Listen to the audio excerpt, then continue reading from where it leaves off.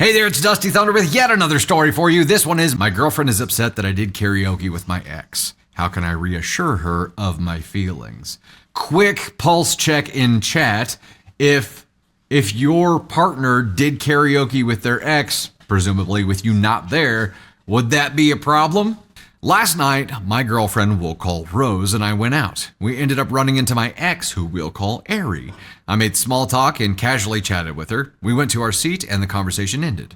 Rose tells me that she's going to the bathroom and tells me what she wants to drink.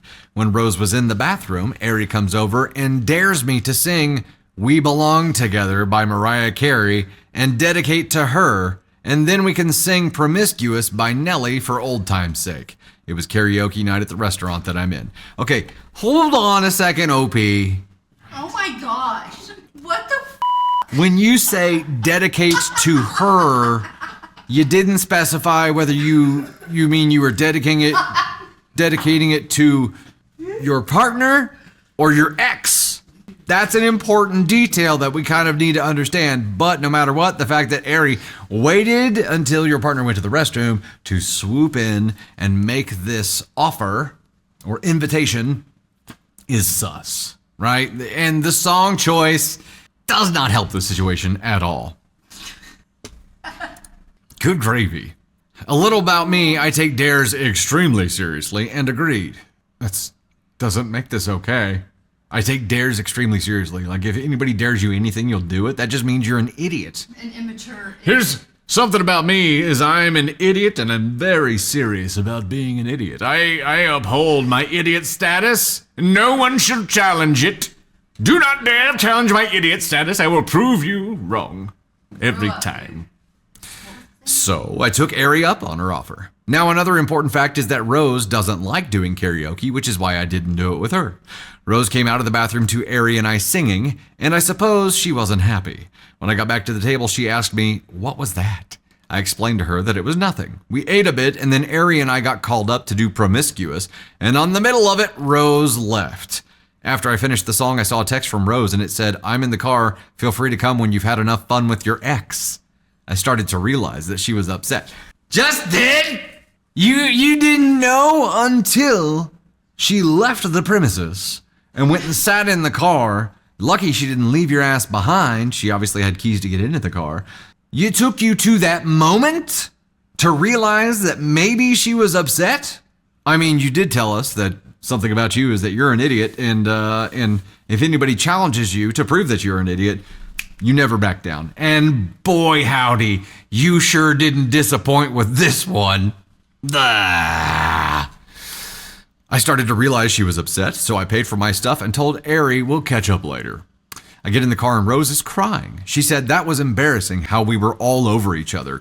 I reassured her that it was just for the performance, that she's overthinking. She asked if I want Ari. I told her no. When we got home, she slept in the other room. We are now both at work and her responses are just dry. She told me that was inappropriate, that I would do that, and now she's scared that I want Ari back. Honestly, guys, I don't want Ari back. Ari cheated on me twice. The first time I took her back and the second time I didn't. If Ari and I were together, I wouldn't be able to trust her even if she changed. I'm honestly in love with Rose, and I know I need to reassure her of that. Before getting to the relevant comment here, dude, just... You're a brozo. You're a brozo. Also, you're blind. How do you not see that Ari did this to prove to herself, number one, that she still has some level of control over you, and to prove to Rose that she still has some level of control over you? And it worked. Candy Thunder said, "I'm so proud of you." I did. I figured it out. I done figured it out. This was a play, and he brozoed it and just didn't see anything going on here. You got manipulated by your ex because she does still have her hooks in you a little bit at least. She cheated on you twice. Second time you didn't take her back, but there's still a little bit of something there. And you were manipulated, and that has done probably irreparable damage here. And I don't buy that you don't have at least a small part of you that does want her back. Relevant comment. What'd you say, Tater? Boom.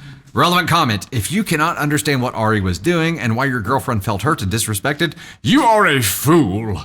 Ari intentionally approached you as soon as your girlfriend left the table because she knew what she was daring you to do would be disrespectful to your girl. Not only did she pick a love song for you to dedicate to her, which I guess was to Ari, now we know that, not your girlfriend, but you both sang, and it sounded like danced inappropriately with each other to a song about you both wanting to have sex with each other. I hope you are now single and your girlfriend moves on to someone who shows her genuine respect, especially when he is dared by an ex trying to cause problems. Yeah, the ex did you dirty, but you're the idiot that stepped in that shit pile. She might have put it in front of your foot, but you went ahead and willingly took that step and just did it. So now the question is not, am I the astronaut for it? Yes, obviously you're an idiot for this. It's a Brozo Ascon 2 for me, because I don't think he was intentionally. You know what? No, I'm putting him at Ascon 1. Because to be this level of dumb, you have to completely disregard your partner's feelings. And the ability to do that makes you an Ascon 1. So you got upgraded there, sir. Look at that. The question here is not how big of an asshole he is. He says, how can I reassure her of my feelings? I would say, number one, see what's happening. Like, hopefully now that Redditors have responded to you and you at least have an account of what people believe was happening, see it. See that you were manipulated by this person and have that discussion with Rose. Say, look, I am a brozo. I am an idiot. I didn't realize that this could be a manipulation that had ulterior motives. I did not realize that. I honestly thought it was just good, chummy friend fun. And I see that it hurts you, and that got me to realize what it might be. And I understand now that she did that to hurt you. And that's terrible that I went along with it. I didn't know what I was going along with. I do not want her at all. I will not talk to her anymore. If I see her in public, I will not engage with her at all. Like this, she has damaged what friendship we did have.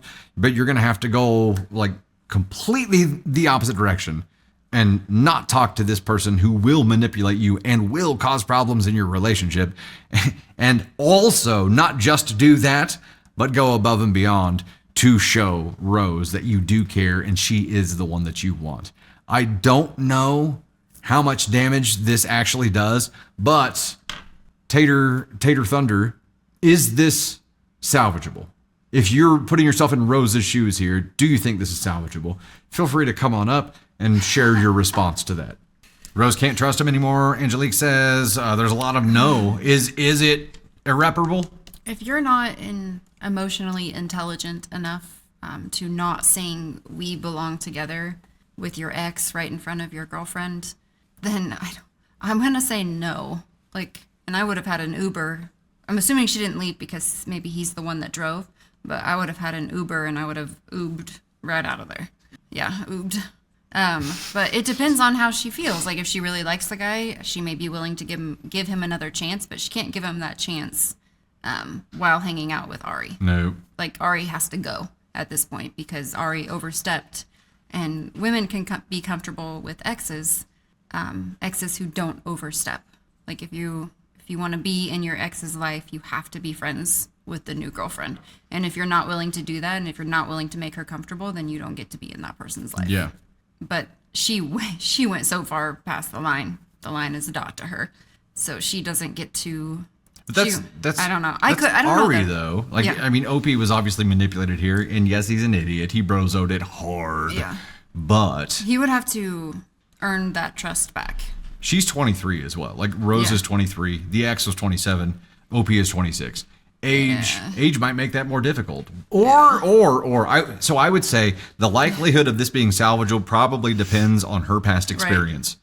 Like how many times and how badly has she been burned before? Because that would tip the scales toward either her wanting to give him another chance or not, because she's just averse to that kind of risk. But at 23, she's less likely to have gone through more of that. At 23, I probably would have forgiven eventually. Me personally right now, I'm not sure. I couldn't say unless I was actually in this situation. But I don't know. I want to say no because he needs to grow up. Yeah. And right now he's not emotionally mature enough to be in the relationship. He'll accept any dare that someone gives him at 26 years old. At 26, at 26, I need to see more got a little growing up to maturity. do. Yeah.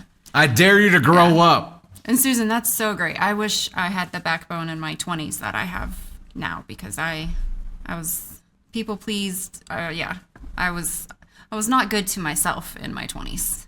I feel like my backbone in my 20s was much less deteriorated and medically I didn't have the back pain I had in my 20s. Yeah. May have more of a spine. Yeah. But now I know, like, what I will and will not tolerate. So I can tell you right now, putting myself in your shoes, OP, I would never get pulled into this situation. If an ex asked me to sing karaoke and I was there with my current partner, like, there's no way in hell that I would be like, that sounds like a good idea. Let's go sing and dance. It wouldn't happen, because I'm smart enough to know that there's some ripple effect from that. There's some ramification there. It's not completely innocent. And unless, like, there's no way that you didn't know that. There's no way that you didn't know there was at least some risk involved. So you just threw caution to the wind because you really wanted to do something fun with Ari. And I think with that, you made your choice. And there you go. So you, just bringing that to light, would make me say no. Because deep down, on some level, he knew what he was doing and chose to do this. He can blame it on a dare. He can blame it on whatever he wants. But he chose to sing those specific songs. And in that moment, chose Ari over me. So I would need a lot to circle back to this relationship. Right. Yep. Yeah. If you can't say no to a dare, you don't need to be in a relationship. Well, a Wiccan. Yeah. Perfect. Agreed. Sorry. Somebody said, what did I mean? I'm in my 30s. I meant in my 20s, I didn't have a backbone. But now, in my 30s, I feel like I'm more aware. Have much more of one now. Yeah, I'm more aware of myself very much. So. And a lot of that comes from learning yourself, right? Yes. A lot of that is just learning yourself, what you were, and you mentioned that, like, what you are and are not willing to accept. Right. So I tolerated a lot of shit.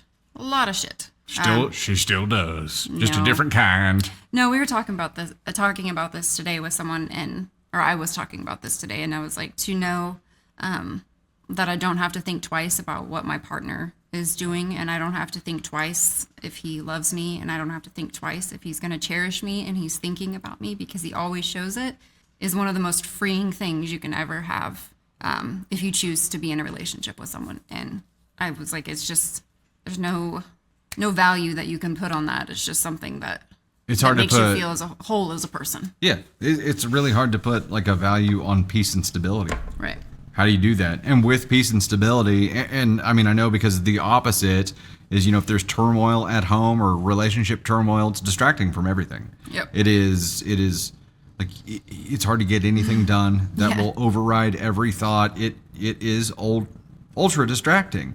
But having peace and stability at home allows you to do what you need to do outside of the home, while still loving your family. It's handy. Yep. I'm saying all that, and there's, like, the spam popping up on TikTok. Go away. I got to go back to my desk and handle it. It's because you said oobs. It was really close to nudes, Tony. and they just,